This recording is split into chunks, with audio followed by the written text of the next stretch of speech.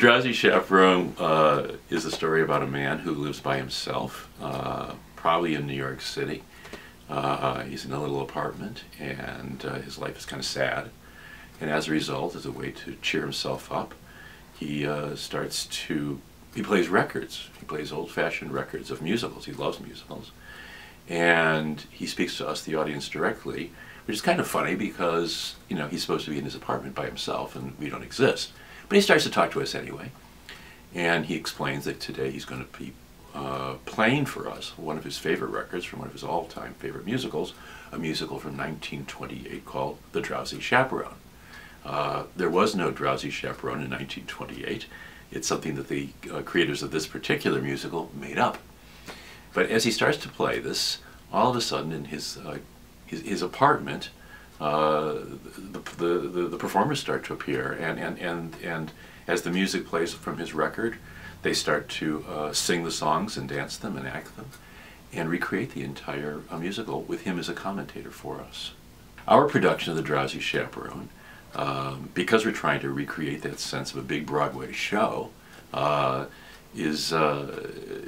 for a big set and lots of costumes and lots of costume changes and special lighting effects and a lot of fun. This particular production is trying to recreate the sense of the big 1920s jazz musicals, which had showgirls flashing their legs and doing tap numbers and clever comics doing comic shtick. And it's funny. It is just plain funny and fun.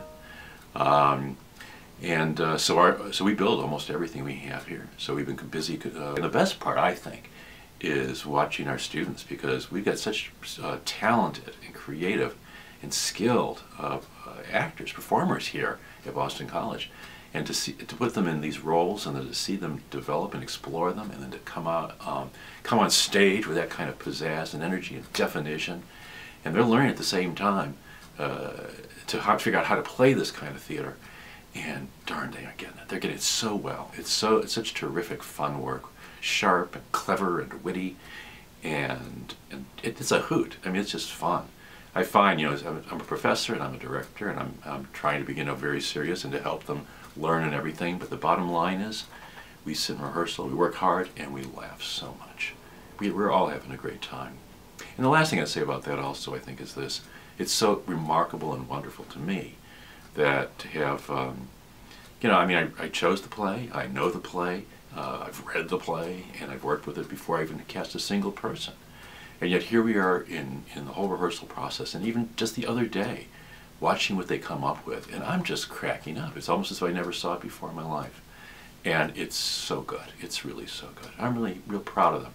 And I'm lucky to have such terrific student actors to be able to put together this show. They dance, they sing, they're fun to be with, they're great kids, and they work hard, but my God, what a great show.